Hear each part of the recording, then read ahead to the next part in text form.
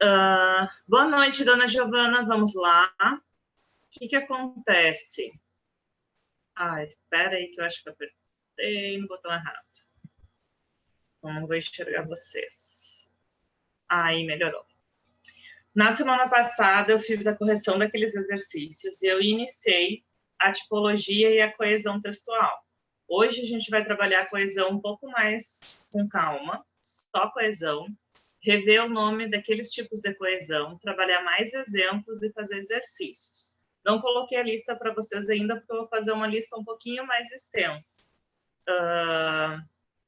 Mas a gente vai fazer juntas esses exercícios de hoje. Na semana que vem, já aproveitando, inicia a semana de avaliações de vocês. Então, na quinta-feira, o que eu vou fazer? Eu vou fazer uma revisão de mais ou menos 30 minutos de funções e já vou fazer uma avaliação de funções de linguagem, tá? Então, só para vocês saberem que a gente faz essa retomada, relembra as características, os exemplos, e vocês farão uma avaliação. Eu vou deixar também uma lista de revisão de exercícios, tá? Pelo menos um exercício de cada função, para que vocês possam fazer a atividade tranquilas na semana que vem. E depois, na prova total lá do trimestre, a gente trabalha com todos os conteúdos vistos até o momento. Vamos seguir o trabalho com coesão agora, que vai, enfim, vamos trabalhar com isso várias aulas em função dessa parte específica da produção de texto de vocês. Coesão, como o nome já diz, nada mais é que a ideia de relações de sentido dentro do texto. Como que nós vamos organizar o texto? Nós precisamos primeiro entender a significação das palavras. Com essas palavras, nós vamos formar frases, e com as frases nós formamos parágrafos. Com a união de parágrafos, nós vamos formar textos. E aí, entre uma frase e outra, eu não posso simplesmente colocar um ponto final e já iniciar outra frase. Colocar um ponto final e iniciar outro parágrafo. Existem algumas palavras, algumas expressões que elas estão ali específicas para, entre aspas, costurar o texto. Então, por isso, essa ideia de relações de sentido no interior do texto. Esses elementos que vão costurar o texto, né, a nossa linha textual, são os elos coesivos. O que são esses elos coesivos? São principalmente pronomes e conjunções. Então, são classes gramaticais que nós vamos precisar conversar um pouquinho. O pronome, né, ele tem a função de substituir um substantivo. Então, por exemplo, pronomes pessoais que nós usamos no dia a dia. Eu, tu, ele, nós, vós, eles. Então, são pronomes que, de fato, representam as pessoas do discurso. É o sujeito que estará relacionado ao verbo nos textos de vocês, nas frases. Pronomes demonstrativos, também utilizamos no nosso cotidiano. Talvez vocês só não lembrem a ideia do nome, né, teórico demonstrativo. Mas é a ideia de demonstrar algo, né? Este livro é meu, essa bolsa no chão é sua, né? Aquela estante está lotada de livros. Então, este, essa, né, aquilo, aquele demonstram coisas. Outros pronomes que nós vamos usar bastante, pronomes possessivos, né? Meu, seu, nosso, vosso. E, com certeza, pronomes relativos. Que, quem, quando, onde. É claro que aqui, né, eu não vou cobrar de vocês um estudo de pronomes, nós não vamos parar nessa parte do português tão gramatical. Mas eu preciso que vocês entendam que essas são palavrinhas que são pronomes e elas estão ali justamente no texto para que a gente não precise ficar repetindo tantas palavras. Conjunções. Conjunção é uma classe gramatical que tem a função justamente de conectar orações, né? Aqui nós temos termos bem importantes que nós vamos falar com mais calma hoje. Por quê? A conjunção ela vai me dar a ideia semântica, por exemplo, de uma adição, de uma soma, de um tempo, de um lugar e assim por diante. Então, elos são palavras específicas. Por isso que a gente diz que na coesão eu posso retirar do texto, né? Eu posso circular, eu posso perceber no texto. E já a coerência não, a coerência já vai ser algo mais interpretativo, tá? Então, coesão, relações de sentidos, e essas relações são feitas a partir desses elos coesivos. E nada mais é essa ideia de ir juntando uma palavra na outra, uma frase na outra, e aí formaremos os nossos textos. Tranquilo? Boa noite, Evelyn, tudo bem? Consegue me escutar tranquila aí? Boa noite, professora. Sim, a senhora. Show, Flor. Vamos lá.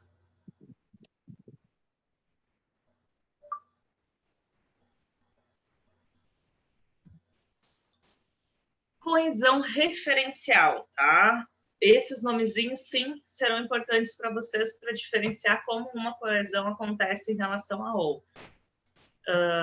Referencial, porque os elementos serão referenciados ao longo do texto. Então, eu posso retomar esses termos ou eu posso apresentar esses termos no texto.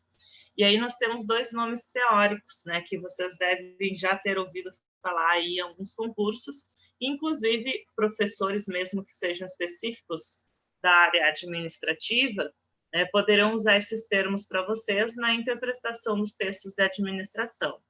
Nós temos as anáforas e as catáforas. Anáfora é um termo utilizado porque a conjunção, na verdade o pronome, o sinônimo que estiver ali destacado, ele vai estar se referindo a algo que já foi citado no texto.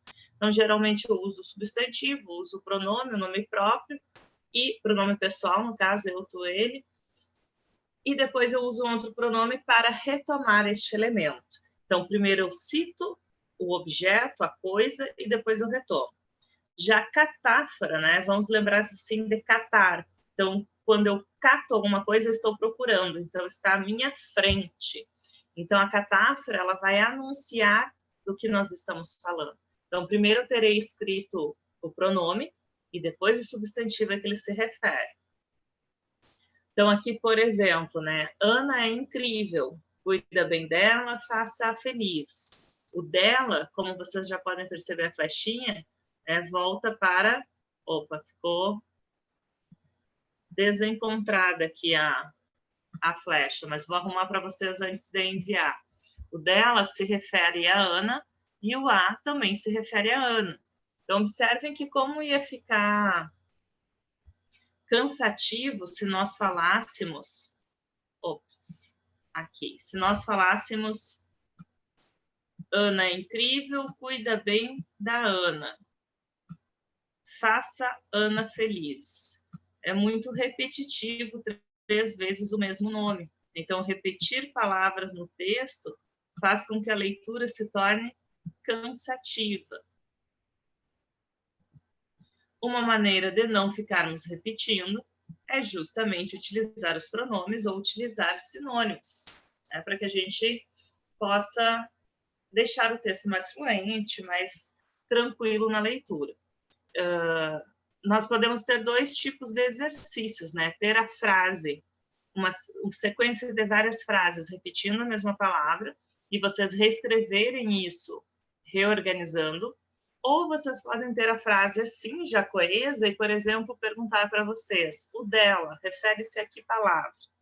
Então, vocês precisam voltar no texto, fazer a leitura e entender que é a Ana.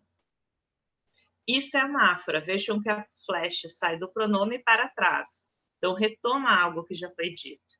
Agora, no exemplo de baixo, vejam que a catáfora ela tem um movimento ao contrário. A flecha sai do pronome e vai para a sua frente, né? Porque a ideia é de apresentar alguma coisa. Há 3 coisas que não podem ser escondidas: a lua, o sol e a verdade. Então, estou anunciando que coisas são essas. Ficou tranquila a diferença entre anáfora e catáfora?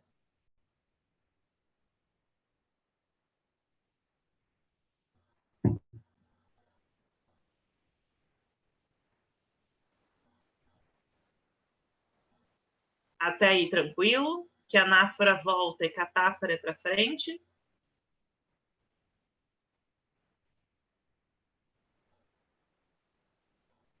Sim, professora. Obrigada, Flor. E aí, outras 2 formas de fazermos também essa coesão referencial é justamente uma delas é evitar a repetição de palavras, principalmente em textos de função referencial, né, como artigos, resenhas, resumos acadêmicos. E outra forma é repetir um termo com uma função estilística. Aí, geralmente, teremos textos literários. Então, primeiro exemplo, sou feliz e agradeço a Deus. Né? Elipse. O que é elipse? É a omissão de um termo. Então, significa que a palavra nem está escrita na frase, tá? Mas ela fica subentendida. Nesse caso, quem é que é feliz? Eu sou. Quem é que agradeço? Eu agradeço. Então, aqui seria a omissão do sujeito eu. Existem duas formas de fazermos a elipse. Ou nós vamos omitir o sujeito, ou a frase vai omitir o próprio verbo, ele não vai estar escrito. Na sala, muitas classes vazias. Eu consigo entender a frase, mas também fica subentendido que na sala há muitas classes vazias. Então, omissão do verbo haver ou o verbo ter poderia ser sem nenhum problema. Mas sempre será um termo que fica subentendido. E aí, aproveitando, tem uma outra forma de fazer, tá? Que na coesão se chama elipse. Na literatura, nós vamos chamar de zeugma, que vai ser a omissão de um termo já escrito na frase. Essa é a diferença. Então, por exemplo, Fernando... Opa! Eu fiz aqui. Fernando cursa administração. Sua irmã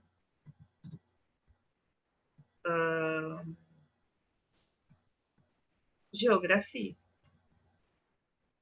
Ponto. Nós temos aí a omissão do verbo cursa, porque ele já foi escrito antes. Então, para não repetir a palavra, né, eu faço aí uma elipse barra zeugma. Fernando cursa administração, sua irmã cursa geografia, ficaria muito repetitivo.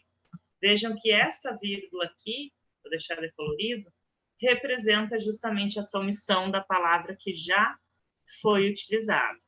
Então, tem essas duas maneiras. Não ter a palavra escrita na frase, ela fica subentendida, mas justamente por ficar subentendida, né, nós temos duas formas específicas. O sujeito oculto, que justamente é fácil de identificar pela desinência do verbo, ou o verbo que não vai estar escrito na frase. E geralmente são esses verbos, né, que dão um sentido mais geral.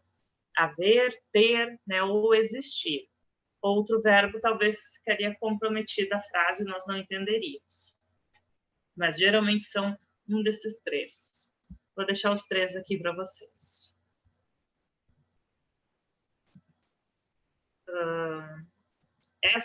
O segundo exemplo de baixo ali, que é escrever o verbo uma vez e não repetir outra, vocês vão explorar bastante aí nos resumos, nas resenhas, podem ter certeza.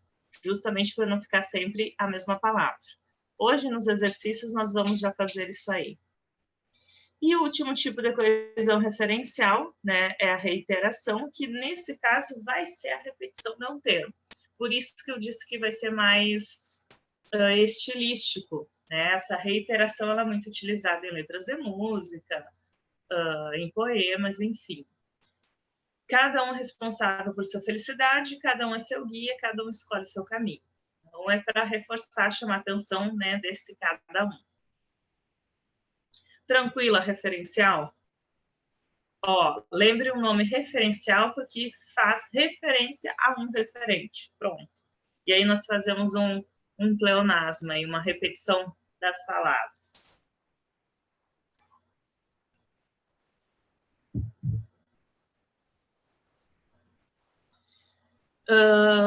Lembrando ainda, né, que nessa coesão referencial, os conectivos que retomam as palavras. Vocês viram aqui, por exemplo, dela, que é o ela, né, mais o de, a preposição, pronome pessoal reto, né? O a, que nós chamamos de pronome oblíquo, também retomando Ana, né? Coisas, que coisas, né? Para mim pode ser algo, para você outra coisa. Então, é um pronome indefinido. E aí, no próximo, era não a repetição e sim a ausência. Então, quando nós fizermos anáforas ou catáforas, retomarmos termos ou anunciarmos termos, nós vamos ter justamente essa questão de uso de pronomes, tá? Pessoais, possessivos, demonstrativos, indefinidos, né? Pronomes que vão anunciar algo ou retomar. Na lexical, léxico significa vocabulário, que significa palavras. Então, aqui vai acontecer quando um termo é substituído por outro. É uma palavra substituída por outra, justamente para que o parágrafo não fique cansativo. E aí, essas substituições nós podemos fazer principalmente por sinônimos, antônimos, quando for necessário, hipônimos e hiperônimos. Aí vamos ver agora o que significa isso. Semana passada eu só comentei oralmente com vocês. A sinonímia ou sinônimos nada mais são do que aquelas palavras que têm a significação próxima. São poucos gramáticos que dizem que existem alguns sinônimos perfeitos, que uma palavra de fato substitui a outra 100%. Nós vamos falar em significados próximos, justamente porque às vezes um termo fica bacana em uma frase, mas em outra não. Como assim, professora? Por exemplo, o primeiro quarteto aí de sinônimos: casa, lar, moradia, residência. Todos eles são sinônimos, que é o espaço onde nós vivemos, nós moramos. Mas fica bem mais aceitável e inteligível falar preciso comprar uma casa nova, né? Ou comprei uma casa nova, do que se nós falássemos comprei um lar novo. Lar dá aquela ideia das pessoas, né, que estão conosco naquela casa. Lar onde nós moramos, nós gostamos. Casa também onde nós moramos, mas dificilmente alguém vai dizer que vai comprar um lar. O lar a gente cria dentro da casa. Então, por isso que se fala em sentidos semelhantes, mas não 100% iguais. Longe, distante, delicioso, saboroso, carro, automóvel. Então, sinônimo, sinonímia, essa ideia de proximidade. Se os sinônimos, olha só, são próximos, automaticamente eu vou entender que antônimos, tá, são opostos, são contrários.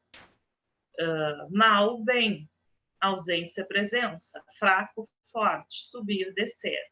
Então, dependendo da organização do texto ou do assunto que vocês precisam falar, teremos aí essa questão de contrários. Hiperônimos e hipônimos vão formar o que nós chamamos de campo semântico, né, do texto. É uma forma de colocar várias palavras que se relacionam à palavra-chave em si. Então, hiperônimo, já deixei ali embaixo, é um prefixo. Hiper significa grande, significa muito, significa vários. Então, nós vamos dizer que hiperônimos são palavras de sentido genérico, né? Palavras cujos significados são mais abrangentes. Então, por exemplo, a palavra animais é hiperônimo de cachorro e cavalo. Então, você já consegue entender que animais é amplo, né? Eu tenho muitos animais, por isso hiper. Cachorro e cavalo já são específicos, e aí nós vamos chamar de hipônimos. Então, já coloquei os exemplos juntos aí. Legume, eu posso ter vários, né? A quantidade é grande, então, por isso, hiperônimo. Agora, batata é um legume específico, cenoura é um legume específico. Poderia colocar aí batata, cenoura, tomate, feijão verde, couve, enfim. Não, couve já é verdura. Cenoura está aí. Pimentão, pronto. Aí fechamos 4 legumes. Então, tudo que for específico vai ser o hipônimo e o hiperônimo é mais amplo. Ah, professora, mas eu também posso transformar a batata que tem ali, né, em hiperônimo. Claro, eu posso dizer que existe a batata doce, batata inglesa, a batata assada, enfim. Existem, nesta linha, eu deixei o legume como mais amplo e coloquei vários tipos de legumes. Mas dentro dos legumes eu posso fazer uma outra família de palavras, como a própria ideia ali de cachorro, né? Se fôssemos colocar as raças de cachorro, né, as raças é que serão os hipônimos. Galáxia vai ser a palavra mais ampla, então nós vamos dizer que o hiperônimo, né, estrelas e planetas estão dentro da galáxia. Então, lembrem que hiperônimo, hiper, né? Hiper é muitos. Vamos pensar aí de palavras. Por exemplo, a própria expressão que a gente usa, hipérbole, né? O que é hipérbole? É um exagero, né? Chorei 1000 horas, chorei um rio de lágrimas. Estou exagerando, é algo que é muito. Então, hipérbole, hiper. Hiperônimo, muitos sentidos. Se o hiperônimo significa muito, já vai ficar mais fácil de entender o hipônimo. O hipônimo vai ser um prefixo que dá a ideia de pouco, tá? Então, são palavras de valor específico, por isso pouco significado, né? E hierarquicamente, uma palavra é mais específica que a outra. Vejam que agora só vai ser invertidas as frases, né? Maçã e morango são hipônimos de fruta. Maçã é uma fruta específica, morango é uma fruta específica, abacaxi é uma fruta específica, jambo é uma fruta específica. Então, vejam que a palavra fruta eu repeti várias vezes. Então, por isso, hiperônimo, é muito amplo. Agora, os tipos de frutas, hipônimos. Cor é amplo, mas vermelho, verde, azul, amarelo são hipônimos. Brócolis e couve-flor são hipônimos de verdura. Então, brócolis, couve-flor, couve, alface, enfim, são específicos. Por isso, hipônimos. Ficou tranquila para vocês a diferença entre hiperônimos e hipônimos? Essa ideia que hiper é abrangente, hipo é específico.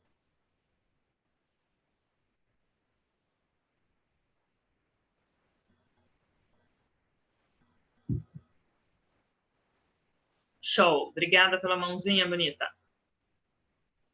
Aqui só outros exemplos, tá? Colocando vários hipônimos para vocês, para ficar um pouquinho mais claro. Então, por exemplo, religião, né? Deixa eu ver o que houve aqui. Ops, que eu apertei no lugar errado. Aqui. Obrigada, Evelyn. Vou cuidar o chat aqui. Peraí que eu vou deixar aqui do ladinho. Religião, nós vamos dizer que é amplo, porque nós temos várias religiões. Então, por isso se chama hiperônimo.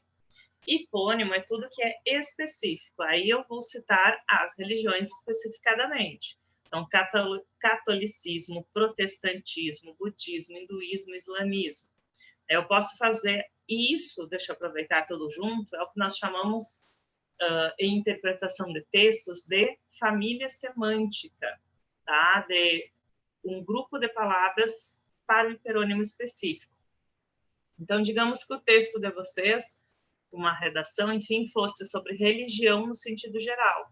Então, você pode citar todas essas demais. Campo semântico, nós chamamos também. Escola, né? Escola é muito amplo. Dentro da escola, eu posso ter diferentes elementos. Esses diferentes elementos serão os hipônimos, porque eles são específicos do campo escola. Então, aluno, professora, diretor, inspetor, e assim por diante, tá? E os outros exemplos, só para vocês terem uma ideia. Mas o que eu preciso que fique na memória de vocês é que hiper é a ideia de muito, hipo de específico. E aí, fechamos coesão lexical. Lembrando que léxico, sinônimo de termos, sinônimo de palavras. Então, nós podemos utilizar diferentes palavras. Sinônimos, sentidos próximos. Antônimos, sentidos contrários. Hiperônimo e hipônimo é para conseguirmos organizar essa quantidade de palavras.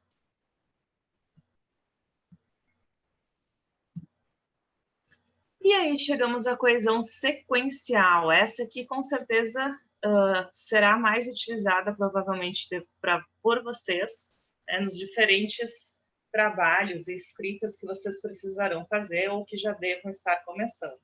Inclusive, podemos aproveitar algum parágrafo, algum trecho que vocês tenham dúvida de por que ficou claro ou não, qual é o problema, qual é a palavra que está faltando. Por quê?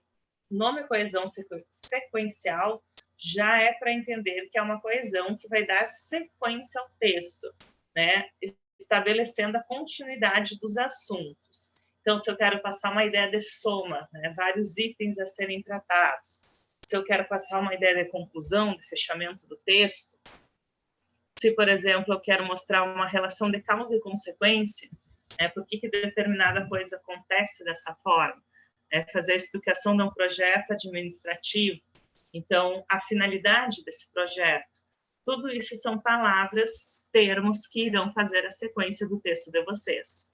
Bom, que termos são esses? As nossas conjunções, que nós já falamos lá no anáfora e catáfora, porque eu posso utilizar isso para retomar termos também. Aqui deixei alguns, diante disso, embora, a partir dessas considerações, em vista disso, por conseguinte, todas essas são expressões que nós faremos coesão sequencial. E aí eu vou mostrar algumas em especial para vocês que vale a pena a gente cobrar aqui e que vai ajudar vocês nas produções acadêmicas. Em língua portuguesa, na organização do texto, nós vamos ter conjunções coordenativas e conjunções subordinativas. O que isso significa? Coordenação são conjunções que vão ligar orações independentes uma da outra. Então, automaticamente, vocês precisam relacionar que conjunção coordenativa liga oração coordenativa, tá? O que é uma oração, professor? É uma frase com sentido completo, com verbo. Então, é uma frase verbal. A conjunção vai ligar duas orações, independentes entre si. Isso que é a coordenação. O que é ser independente? Eu poderia dar um exemplo assim. A professora Luana correu, mas perdeu o ônibus. Certo? Então, quer dizer que não adiantou ter corrido. Eu tenho aí uma adversidade, mas, porém. E aí eu vou fazer um teste para saber se essas orações são independentes entre si ou não. Eu poderia escrever: a professora Luana perdeu o ônibus. Aliás, a professora Luana correu muito. Ponto. Então, eu entendo que a professora Luana é o sujeito, alguém que faz uma ação de correr. Ok. Oração número 2. A professora Luana perdeu o ônibus. Também tem uma oração, uma frase completa. Tem o sujeito, o verbo perder, o que foi perdido? O ônibus. Então, isoladamente, elas têm sentido. Isso que significa ser orações independentes, serão coordenadas. E aí, as conjunções que ligarem essas orações se chamam coordenativas. Tá? Tanto a conjunção como a oração têm o mesmo nome. Qual é a diferença? Que a conjunção é uma palavrinha que nós estamos vendo aí na tabela, nos exemplos, e a oração em si é toda a frase junto com a conjunção. E aí essas circunstâncias, olha que bacana, são as relações semânticas. É isso que vai ser cobrado de vocês. Identifique no texto uma frase com valor semântico aditivo, com valor semântico adversativo. Então, circunstâncias são valores semânticos. E aí o nome é bem já autoexplicativo. Aditivas porque vão expressar uma soma, uma adição. Então, nem, não só, mas também, não só como também, por isso os 3 pontinhos ali. Não só, mas ainda. Sempre vai dar essa ideia de só. Já vamos ver umas orações completas ali na frente, tá? Adversativas, elas vão expressar um contraste, uma oposição de pensamento. Então, eu digo algo e depois contrario, faço um contraste. Conjunções, contudo, entretanto, mas, no entanto, porém, todavia. Eu uso um exemplo assim bem clássico para não esquecer o que significa essa adversidade. Vamos pegar um assunto aí bem polêmico. mas, enfim, é a forma que a gente não esquece. Geralmente, tem muitos pais, muitos adultos, né, sobre a questão dos filhos se assumirem homossexuais, que dizem o seguinte: não tenho nada contra um homossexual, mas que meu filho não seja. Então, quer dizer que eu tenho alguma coisa contra. Essa é a ideia da diversidade. Se eu falo algo e coloco mas, é porque o que tinha antes, entre aspas, não tem importância. É o que importa, o que vem depois. Então, eu sempre brinco que as conjunções adversativas, elas evidenciam os nossos verdadeiros preconceitos ou não. E aí a gente não esquece o que é diversidade. O primeiro exemplo que eu dei para vocês, a professora Luana correu, mas perdeu o ônibus, é adversativo. Então, quer dizer que não adianta saber que ela correu. A informação importante ela vai estar depois da conjunção adversativa. Quer dizer que perdeu o ônibus. Tá? As alternativas são muito utilizadas no nosso cotidiano, em conversas familiares, inclusive, porque passam a ideia de exclusão de alguma coisa ou alternância de pensamentos. Nosso clássico ou, né? Vamos ao cinema ou ao teatro. Não dá para fazer as duas coisas ao mesmo tempo. E o que tem de interessante nessas conjunções, e aí fica fácil compreender o uso, é que ou eu uso esse ou sozinho, né, ou eu uso as conjunções duplicadas. Já, quer, seja, hora. Tá? Então, é bem, visualmente falando, fácil de encontrar na frase. Semântica conclusiva vai indicar uma conclusão, né? O fechamento do pensamento, o fechamento do parágrafo, o fechamento do texto de vocês. Assim, logo, por conseguinte, por isso, portanto, pois, é colocado após a vírgula. Nós vamos ver algumas diferenças aí. Vamos lá, o nosso... tem uma frase filosófica clássica, penso, logo existo. Então, a conclusão de eu pensar é que eu existo. E explicativas, como o nome já diz, é a ideia para expressar uma razão, um motivo que algo aconteceu. Que, por quanto, porquê, pois. Tá? Então, essa palavra circunstâncias é importante vocês lembrarem, sinônimo de sentido semântico, e os nomes que vocês percebam que exatamente o nome já dá a ideia do que significa. Aditiva, porque vai somar ideias. Adversativas, porque é um contraste entre ideias. Alternância, alternar ideias. Conclusão, concluir a ideia. E explicativa, explicar uma ideia. Então, é sempre relacionado à ideia da frase, o sentido. E retomando, são chamadas de coordenativas porque são orações independentes entre si, tá? Independentes... porque elas poderiam ser vistas, né, separadamente e teriam sentido normalmente. Até aí tranquilo, né, sobre quem são essas orações?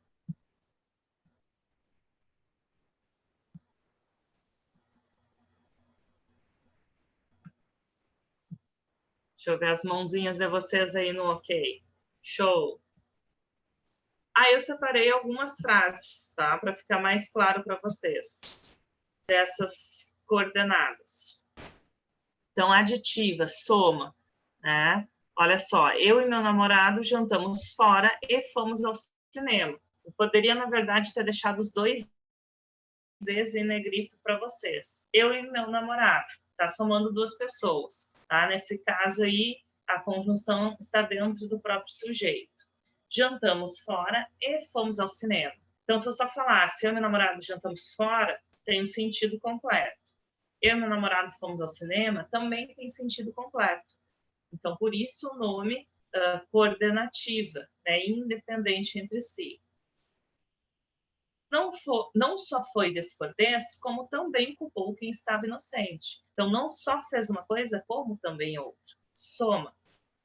Não gostava de jogar futebol, nem de andar de bicicleta. Então, não gostava de uma coisa, nem de outra. Nem é o que a gente chama de adição negativa, né? Porque a ideia é de não fazer duas coisas. Ele está ali justamente para nós não repetirmos a palavra não, né? Para evitar essa repetição de palavras. não gostava de jogar futebol, e não gostava de andar de bicicleta. Então, não preciso repetir nem o verbo gostar.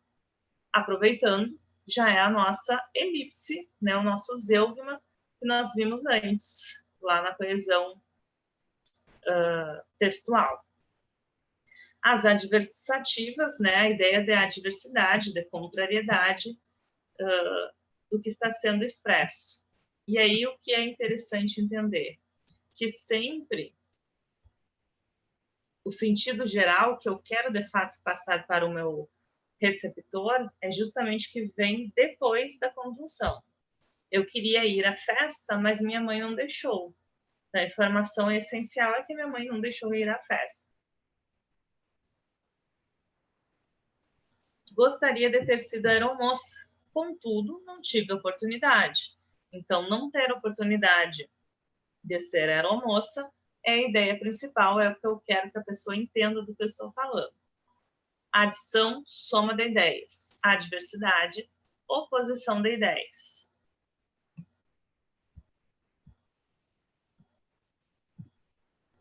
A alternativa, a alternância, justamente a ideia de uma escolha, né? Quando usamos o ou sozinho, é um ou outro. Faça o que o juiz manda ou irá preso. Então, ou você faz isso ou irá preso. E quando nós repetimos a conjunção, aí sim nós teremos essa ideia de alternância, né? Uma coisa e a outra coisa. Ora você gosta de mim, ora não gosta. Quer festeje hoje, quer festeje amanhã, não irei ao seu aniversário. E aí, aproveitando já um outro assunto que nós vamos trabalhar mais para frente, mas aqui é interessante já comentar. Nessas aqui, nas orações coordenadas em geral, nós vamos usar vírgula antes da conjunção. Então, as conclusivas, as explicativas e as adversativas sempre têm vírgula. A aditiva não tem vírgula porque é uma soma, tá? A regra geral não tem. Alguns casos especiais, depois nós vamos perceber quando usar. Na alternativa, quando eu só uso o ou sozinho, não posso usar vírgula, tá? Mas se eu repetir a conjunção, a vírgula é obrigatória. Então, eu também sempre preciso usar a vírgula quando eu repito a conjunção.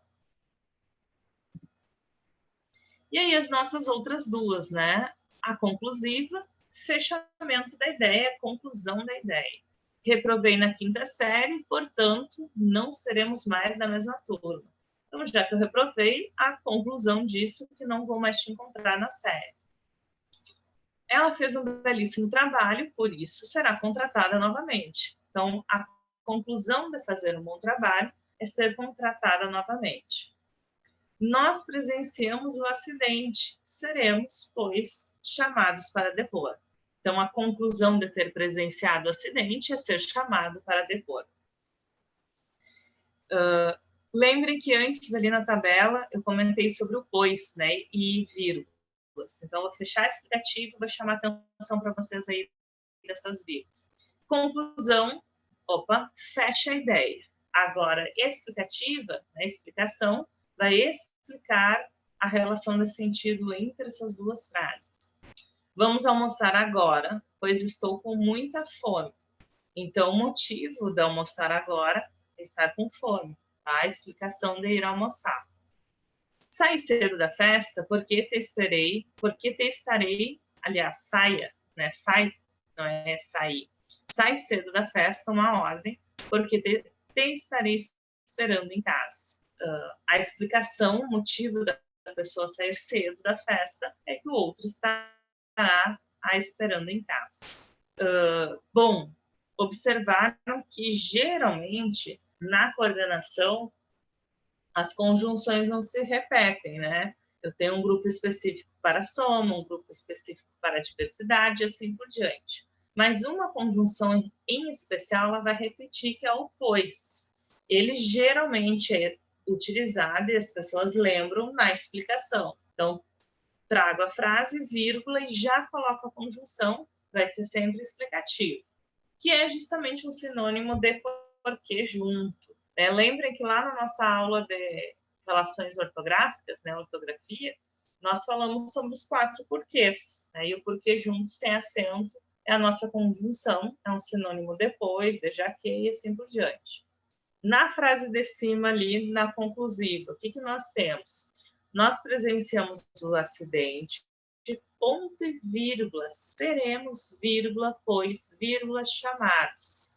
Depois do ponto e vírgula, não veio a conjunção direta, eu tenho uma construção diferente. Então, quando eu tiver essa construção de combinar uma primeira frase, ponto e vírgula, colocar o verbo da segunda frase para depois o pois, é para ele ter a função de fechamento, de conclusão, tá?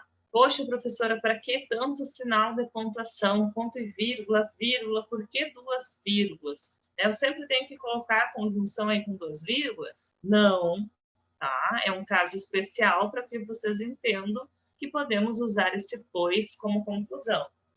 É claro que agora, enfim, vocês estão no primeiro trimestre, primeiro semestre, aliás, do curso, estão fazendo os primeiros trabalhos escritos, e aí geralmente acontece que nós decoramos, às vezes, algumas conjunções e sempre acabamos utilizando as mesmas. Então, vou fechar lá no texto, portanto, portanto, portanto. Então, saber as outras conjunções, os sinônimos e o uso diferenciado desse pois é justamente deixar o texto de vocês diferente, né? Com uma boa ideia. Tranquilo? Até aí alguma pergunta especial sobre as coordenadas?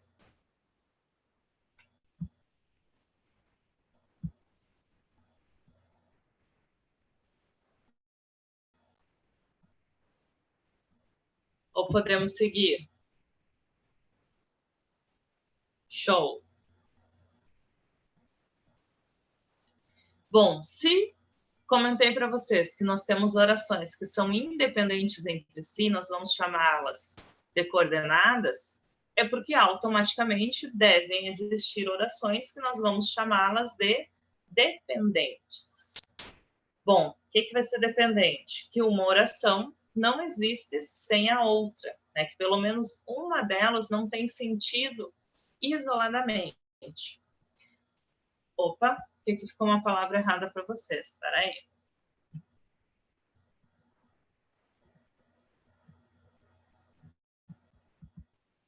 Serão as nossas conjunções subordinativas, que vão formar as nossas orações subordinativas. Então, subordinação é justamente essa ideia de dizer dependência, né? Uma oração se subordina à outra. E aí nós teremos também, né, algumas classificações semânticas específicas para expressar determinadas situações. Tanto as coordenativas como as subordinativas, vocês vão utilizar muito e sempre aí na produção dos textos acadêmicos de vocês. Conjunção causal, né? Semântica causal. Como o nome já diz, né? Geralmente vocês vão entender já a relação de sentido pelo nome, vai expressar uma causa, um motivo daquilo estar acontecendo. E aí, olha que bacana, né? Vem a parte divertida do português. Vai ter de novo porque, pois, uma vez que, já que, e assim por diante. E agora, né? Como diferenciar se é coordenada ou se é subordinada? É justamente percebendo essa relação de sentido isoladamente. Vocês podem imaginar as duas orações isoladas. Vamos a um exemplo de frase causal.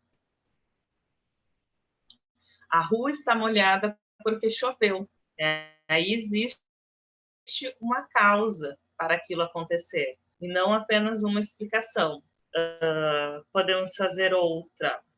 Como estava armado, ninguém reagiu. Então, qual o motivo, a causa de ninguém reagir? Porque a outra pessoa estava armada. Então, sempre vai passar essa ideia de causa, né, de algo ter acontecido. A semântica comparativa, né? Ideia claríssima de se fazer uma comparação. Acabei deixando apenas o como ali para vocês, mas vamos acrescentar como, tão quanto, tal qual, mais que, menos que, vai dando essa ideia de comparar. Ela é tão bonita quanto a irmã, tão quanto. ela é mais esperta que o irmão, seus olhos são azuis como o mar. Então, sempre compara uma pessoa ou um elemento a outro elemento. Concessiva, né, bastante utilizada aí nos textos, principalmente quando vocês estiverem, né, no andamento de algumas pesquisas. Vocês vão perceber que quando a gente inicia o projeto, se utiliza uma certa quantidade de orações, tipos específicos. Quando vocês estiverem no andamento, né, já serão outras relações semânticas. E quando o trabalho está concluído, finalizado, vamos utilizar outras expressões. E a concessão é uma delas, né, desse andamento do trabalho. Por quê? Porque passa uma ideia de concessão. O que é essa ideia, professor? É quando eu tenho um atributo, uma característica, enfim, para alguma coisa, e não aproveito. É quando eu estou querendo algo, mas não posso fazer aquilo. Só que eu não chego a anular a expressão anterior, é apenas uma concessão. Então, por exemplo, embora a Ana fosse alta, ela não quis ser modelo. Então, ser alta, geralmente, é uma característica das modelos. A Ana não quis ser, mas ela não vai deixar de ser alta. Então, por isso, uma concessão. Embora, mesmo que os alunos estivessem cansados, foram à aula. Então, não deixaram de ir em função do cansaço. Isso é uma concessão. Então, embora, ainda que, ainda quando, mesmo que, posto que, já começam a observar que nós temos várias locuções que vão trabalhar com o que ali junto, tá? Isso vai ser importante cuidar para depois a gente fazer os trabalhos com uso de sinônimos, não repetir as conjunções. Semântica conformativa, a ideia de conformidade, é fazer alguma coisa conforme o outro, ou colocar uma citação. Vocês vão utilizar bastante isso aqui nas partes teóricas dos trabalhos de vocês. Conforme o filósofo X, consoante as ideias do administrador da empresa, é necessário fazer tal coisa. Então, sempre mostra essa ideia de conformidade com o que o outro falou. Consecutiva, semântica consecutiva, vai demonstrar uma consequência. Né? Então, podemos juntar aí a ideia, fazer um trabalho e mostrar causas e consequências de determinada ação dentro do campo administrativo. Nós teremos a conjunção que, né, precedida sempre de tal, tanto, tão, tamanho. O sino tocou tão alto que foi possível escutar, né, quilômetros à distância. Então, a consequência de ter tocado o sino tão alto é escutar a longa distância. Fez tanto calor que derreteu o sorvete. Então, a consequência do calor é o derretimento do sorvete. Semântica final, né, tem o objetivo de uma finalidade. Vocês vão utilizar isso, por exemplo, lá na introdução do trabalho acadêmico, na explicação dos objetivos, né? Afinal de contas, qual o objetivo de fazer tal trabalho, tal pesquisa? A fim de que se obtenha X coisa, para que se consiga engajamento em determinada área. Então, a fim de que, para quê? Vai mostrar o objetivo, a finalidade de alguma coisa. Semântica proporcional, também o nome já vai nos dizer, marca uma proporção que algo acontece. Temos as duas locuções clássicas, a proporção que, a medida que, já tem a própria palavra ali, proporção, então não tem como trocar, e também a relação de sentido, quanto mais uma coisa, mais outra, quanto menos uma coisa, menos a outra acontece. Então, por exemplo, quanto mais praticamos leitura, né, mais textos entenderemos. A proporção que escreve melhora a sua caligrafia. E, por fim, a semântica temporal, que também o nome já nos alerta para a ideia de tempo. É o tempo que as coisas acontecem. Quando chegar em casa, avise-me. Então, no momento, né? Enquanto escrevia os relatórios, escutava música. Então, enquanto fazia uma coisa, acontecia outra, duas coisas ao mesmo tempo. Então, passa sempre essa relação temporal.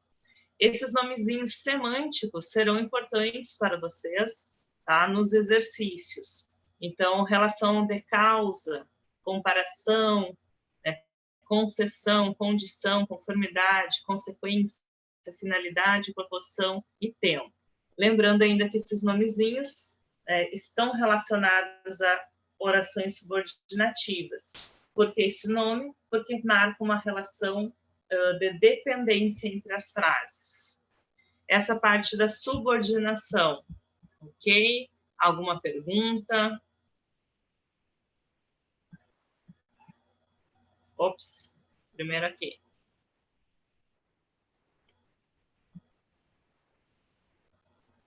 Tranquila até aí? Show.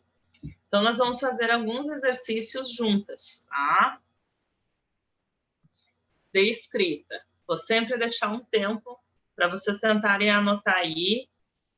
Alguém, se puder, ler comigo, e aí eu vou escrever uma resposta com vocês.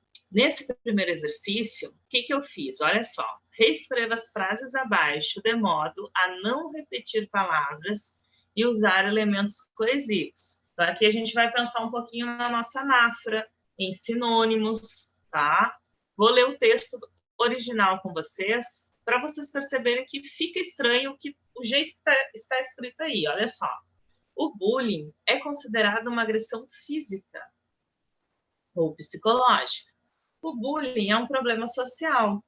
O bullying ocorre entre os adolescentes na escola. O bullying ocorre entre os adultos na empresa. Então, observe que a gente tem 1, 2, 3, 4 vezes a palavra bullying. A ideia é que vocês reescrevam esse pequeno parágrafo com as mesmas ideias, as mesmas informações, mas sem repetir a palavra bullying 4 vezes. É claro que uma vez a gente precisa escrever, mas depois quero que vocês pensem, reescrevam com outros elementos. Pode ser? Eu vou dar uns 4 minutinhos para vocês fazerem. Tranquilo?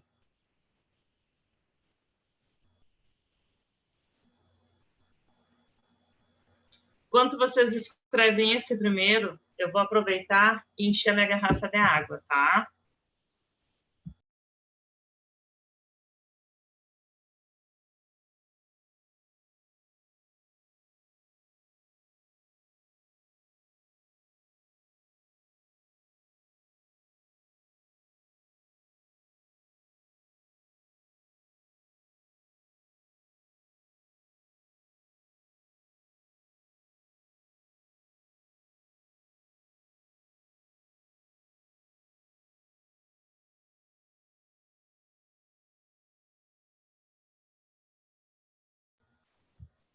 E aí, o que vocês acharam? Está difícil de fazer? Está tranquilo? Vocês concordam que a frase ficou, entre aspas, chata, ficou repetitiva demais com esse monte de bullying? Professora, eu vou escrevendo para a senhora aqui no chat, tá? Ah, perfeito. Que a minha garrafa tá meio... Aí eu tô evitando falar.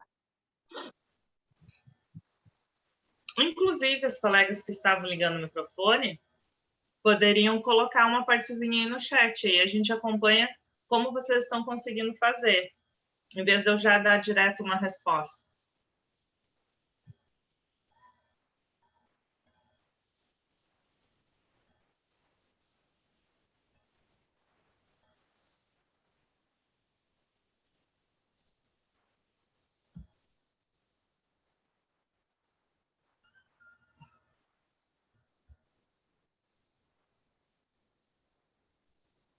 Pode, Evelyn.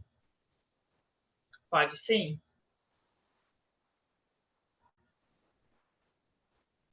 Até porque nós não temos uma tradução literal em língua portuguesa dessa palavra. Mas utilizar agressão, desrespeito, né, são sinônimos para o conceito disso.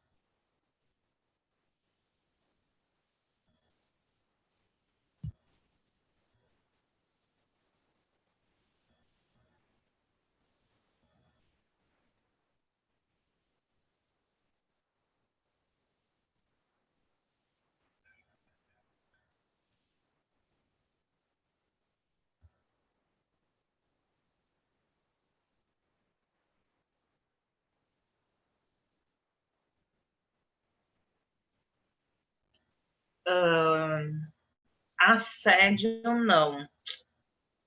Mesmo que fosse na última frase, Evelyn, o assédio já vai ter uma semântica diferente. O assédio já é mais pejorativo, geralmente já é mais relacionado ao sexual. O bullying, entre aspas, é a brincadeirinha de mau gosto, que na verdade é aquela linha tênue entre foi uma brincadeira ou foi um bullying. O bullying, ele sempre vai... Geralmente o agressor vai aproveitar e relacionar alguma coisa ao aspecto físico do outro, à opção sexual, opção religiosa, escolha religiosa, na verdade. Enfim, e o assédio já vai ser, né, com outro objetivo. Desrespeito podemos usar, mas assédio não. Lembrem que vocês podem usar pronomes, vocês podem tentar fazer uma elipse, não necessariamente sempre, né, utilizarem um sinônimo. Essa é a ideia, ver se vocês conseguem praticar essas diferentes possibilidades.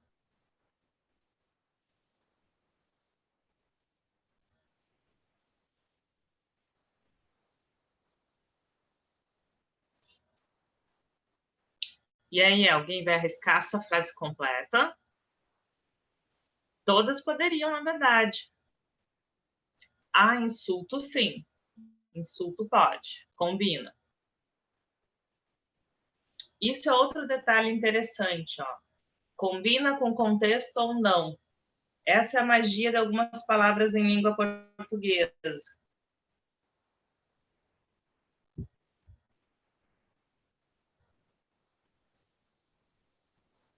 Juliana, Giovana, conseguiram fazer? Querem digitar no chat também? Esse primeiro eu vou forçar um pouquinho mais para ver o que sai de vocês. Depois os outros exercícios eu já vou fazendo junto. Mas para ver a tentativa.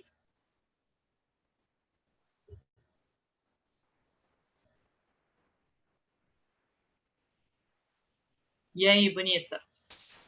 As três ou quais das três?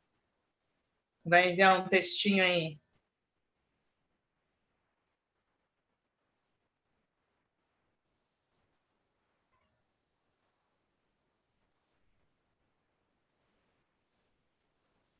Digam-me alguma coisa, qual é a situação? Está difícil de fazer? Está tranquilo? Por que estão com tanto medo aí de digitar? Professora, eu posso, no caso, não colocar a palavra bullying na primeira oração também, né? Posso ocultar ele? Aí depende. Geralmente a gente utiliza na primeira porque apresenta, mas você pode fazer uma catáfora. É possível. Você quer ler aí para mim? No caso, eu vou falar aqui do jeito que eu coloquei. Eu botei assim, ó. Considerado uma agressão física ou psicológica, o bullying é um problema social, visto que ocorre entre os adolescentes na escola, também podendo ocorrer entre adultos na empresa. Perfeito. Pode sim. Essa forma que você fez, aí é uma catáfora. Ficou certinho. Show de bola. Tá certo. O que mais? A Evelyn, que estava ali, nos ajudou com tantos sinônimos. O que você fez aí, Evelyn? Professora, eu só fiz trocar as palavras mesmo. Você aproveitou todos os sinônimos, então, é isso? Eu fiz isso. Eu acho que eu tentei. Você consegue ler aí como ficou na totalidade ou quer digitar ali? Calma, rapidinho.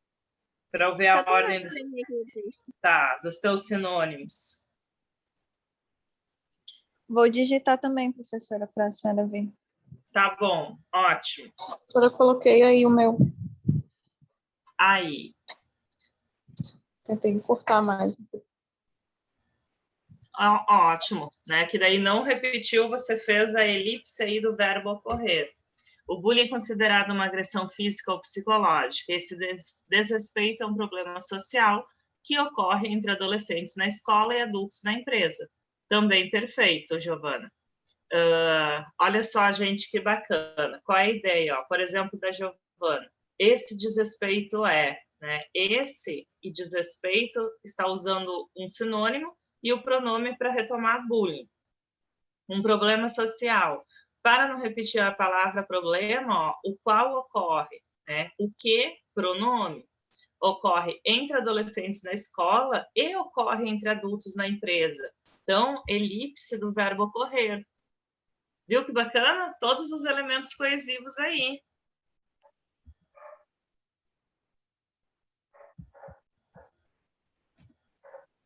Gostei.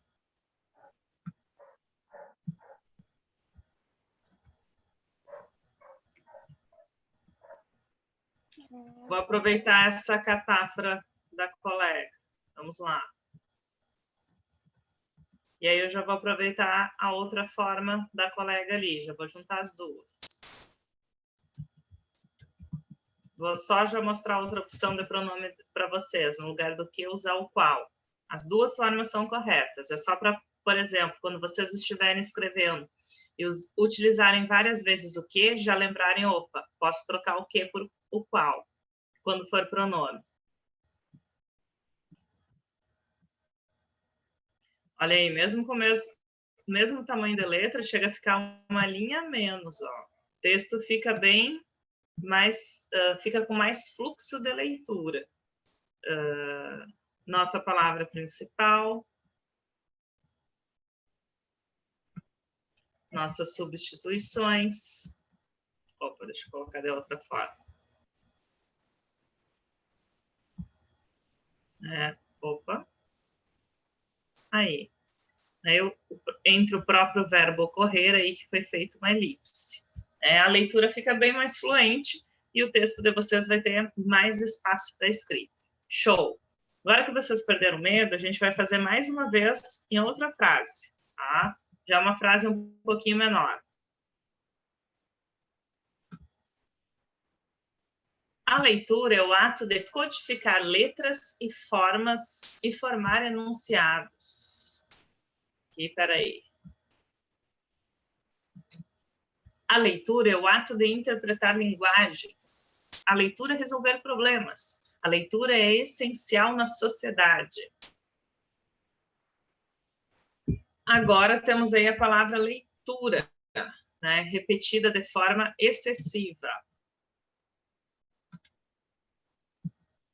Podemos fazer esse aqui já de forma coletiva. Ó, vamos ver ali o da Juliana. Considerado uma agressão física ou psicológica, o bullying é um problema social, visto que ocorre entre os adolescentes na escola, também podendo ocorrer entre os adultos na empresa. Show de bola também. Né? O uso da locução visto que, uso do também, ideia de soma, ocorre nos dois lugares. Tá? Muito bem. Certinho também. Vamos lá agora essa questão de leitura. Nós podemos, inclusive, pegar essa última frase, né, sobre a questão de ser essencial e colocar no início para depois só fazer, né, uma sequência das significações.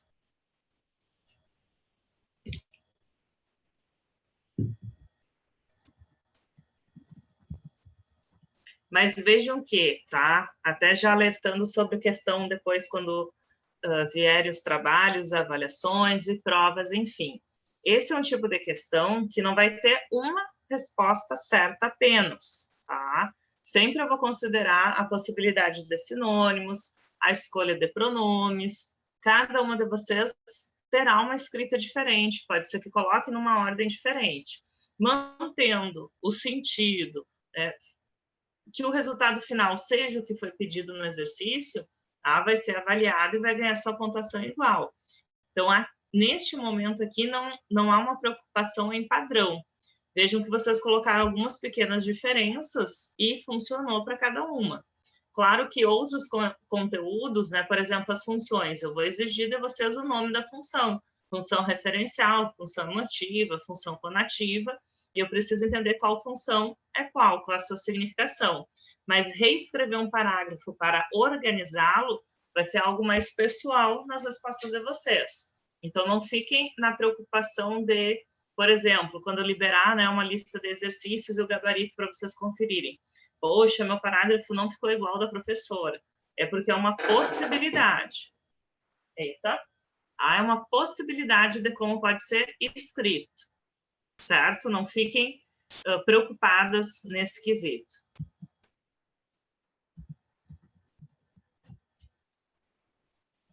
Então, olha só, nós tínhamos também 1, 2, 3, 4 vezes a palavra leitura. Uma possibilidade de reescrita é: essencial na sociedade, a leitura é o ato de codificar letras e formar enunciados. Essa ação, além de interpretar linguagens, também resolve problemas. Ponto. Tá? Poderíamos iniciar...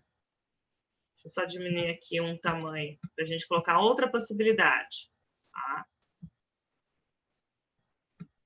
Poderíamos iniciar, de fato, aqui com a ideia... Ops, né? Deixar o essencial para depois.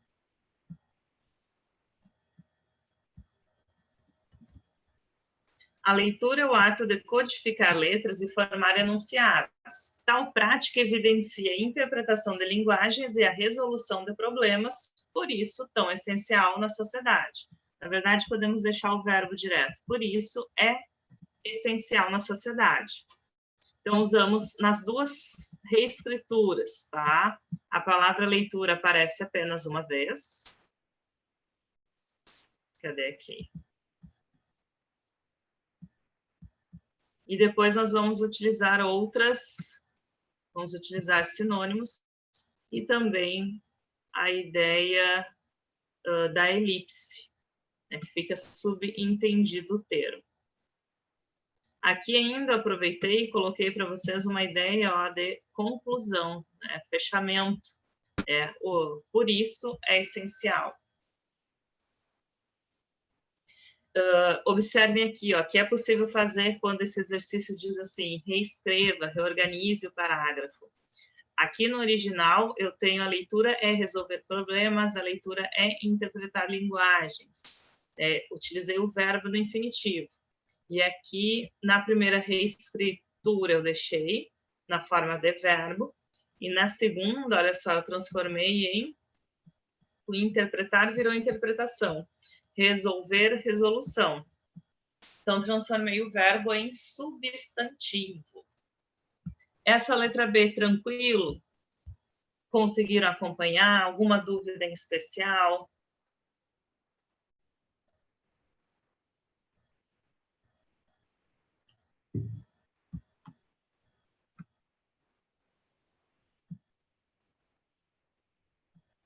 Show!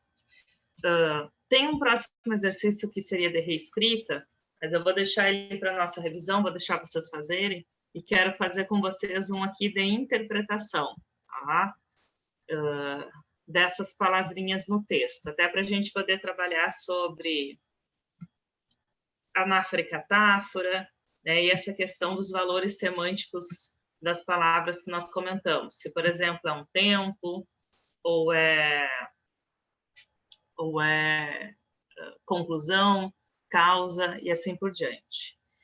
O aumento de dióxido de carbono na atmosfera resultante do uso de combustíveis fósseis e das queimadas pode ter consequências calamitosas para o clima mundial, mas também pode afetar diretamente o crescimento das plantas. Cientistas da Universidade de Basel, na Suíça, mostraram que, embora o dióxido de carbono seja essencial para o crescimento dos vegetais, quantidades excessivas desse gás prejudicam a saúde das plantas e têm efeitos incalculáveis na agricultura de vários países. Estado de São Paulo, setembro de 92. Olha que bacana, nós já podemos, né, inclusive sempre vou fazer isso, ir aproveitando os conteúdos. Temos uma notícia, né, um assunto, um referente. Então, função referencial, o objetivo aqui é passar uma informação para vocês. Esse exercício em especial vai trabalhar sobre a coesão. Olha só, o texto acima possui elementos coesivos que promovem sua manutenção temática. Então, eu vou organizando as ideias, costurando o texto. A partir dessa perspectiva, conclui-se que a palavra mas, na linha 2, contradiz a afirmação do texto, linhas 1 e 2. O aumento de dióxido de carbono na atmosfera, resultante do uso dos combustíveis fósseis, pode ter consequências calamitosas para o clima mundial, linha 2. Mas também pode afetar diretamente o crescimento. Opa, não é uma adversidade, porque, olha só, a locução em si é mas também. Quando eu tenho também junto, indica adição, soma, tá? Então, esse mas não está sozinho. Tá? Ele tem justamente a questão lá do também junto. Então, não vai ser contradição, vai ser adição. Você sempre, nesse tipo de exercício, vão precisar fazer esse movimento de voltar no texto, tá? A palavra embora, na linha 4, já vamos marcar aqui para vocês, introduz uma explicação que não encontra complemento no restante do texto. Já tem uma palavra aqui para vocês começarem a cuidar. Lá naquela tabelinha que eu conversei sobre as orações com vocês e conjunções, nós sempre teremos uma conjunção que ela é a base daquele tipo ali. Por exemplo, o embora sempre vai ser concessão.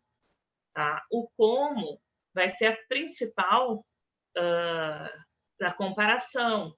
O porquê vai ser a principal da causal, o para quê da finalidade, o quando, o principal da temporal. Então, essas conjunções principais que representam uma semântica, né, nós não podemos errar.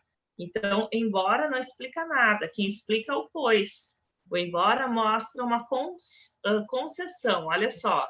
Embora o dióxido seja essencial para o crescimento dos vegetais, quantidades excessivas prejudicam. Então, mesmo sendo essencial, ele pode prejudicar, tá? Por isso, uma concessão.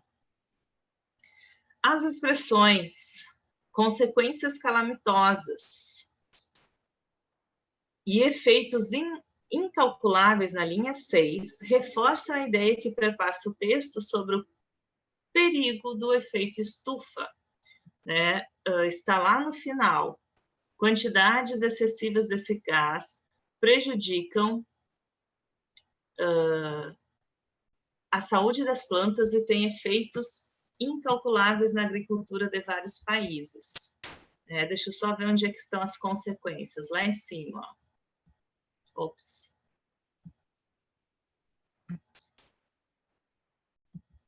Então, vejam bem, né? Olha o título, aumento do efeito estufa ameaça plantas de estudo. Aí eu uso expressões como consequência calamitosa. É algo muito ruim. Efeitos incalculáveis, né? Tem tantas, pode prejudicar tanto a saúde das plantas que eu não consigo nem calcular como isso vai reverter na agricultura. Então, de fato, são expressões que, olha essa palavrinha mágica, reforçam, né, a ideia de perigo. Calamitosa, incalculável, vai mostrar essa ideia de perigo. Mas vamos conferir as outras. Olha só a 3. A 3, não a D, perdão. O uso da palavra cientistas na linha 3 é desnecessário para dar credibilidade ao texto, uma vez que se fala em estudo no título do texto. Pelo contrário, né, utilizar o termo cientista é dar credibilidade. Até porque o que eu comentei para vocês é uma notícia, foi retirado de um jornal. Então, na verdade, não é desnecessário, é necessário. Então, interpretar o texto ajuda a entender isso aqui, a própria resposta da letra C. E a letra D diz assim, gás na linha 5, aqui, refere-se a combustíveis fósseis e queimadas na linha 1 e 2, reforçando a ideia de catástrofe. Desse gás está no singular, então retoma alguma palavra que está no singular. Combustíveis fósseis e queimadas está no plural. Combustíveis fósseis e queimadas é a mistura que vai formar o gás carbono, dióxido de carbono. Então, gás não retoma, né, isto. Gás retoma o termo dióxido de carbono. Então, por isso a letra E errada. Então, observe que nós temos aí uma pequena notícia, que é um parágrafo, e traz vários elementos importantes para a gente entender essa questão de coesão, de como nós vamos costurar o texto. Tranquilo? O que acharam desse exercício? Alguma pergunta em especial?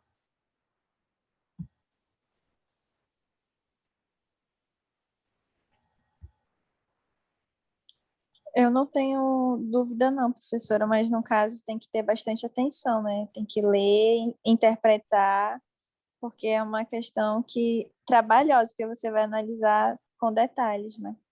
Exatamente. Olha só todo o trabalho que a gente teve de cada alternativa voltar no texto, né? Para você compreender se aquela expressão realmente está tendo uma ideia, né, de adição, de explicação, voltar no texto e observar se aquele substantivo está representando a palavra ou não. Por exemplo, aquele uso do gás, né, seria uma forma de anáfora, né, que é retomar o nome do dióxido, que foi, nesse caso aí, um sinônimo, que nem vocês fizeram lá com bullying e desrespeito. Exatamente. Precisa um pouquinho de atenção e trabalho, Juliana, é isso aí. Para quem chegou depois, lá no início da aula, eu comentei o seguinte: semana que vem iniciam as semanas de avaliações de vocês, e aí nós vamos fazer um primeiro trabalho. Eu vou entrar na aula, a gente vai fazer uma revisão de uns 30 minutos, e depois o restante do tempo será para vocês fazerem a avaliação. Aí, como eu vou fazer uma revisão no dia mesmo da aula, eu vou fazer só sobre o conteúdo de funções da linguagem, tá? Mas, o que vai ser liberado aí na turma de vocês da minha parte dessa semana? Esse slide de hoje, uma lista em PDF com exercícios desse assunto, tá? E aí, semana que vem, antes de quinta, eu libero um esquema resumitivo das funções e, na quinta noite, eu reviso essas funções e vocês fazem o trabalho, certo? Certo, professora. Então, show, bonitas, que vocês tenham aí um restinho de semana de estudo show de bola, aproveitem bem, descansem no final de semana e a gente se encontra semana que vem. Ok, professora, obrigada. Obrigada. Professora, tenha uma boa noite. Igualmente. Obrigada, Ania, aí, por nos acompanhar. Bom trabalho para você também. Obrigada, professora. Até a próxima. Boa noite. Até a próxima. Boa noite. Boa noite, Evelyn.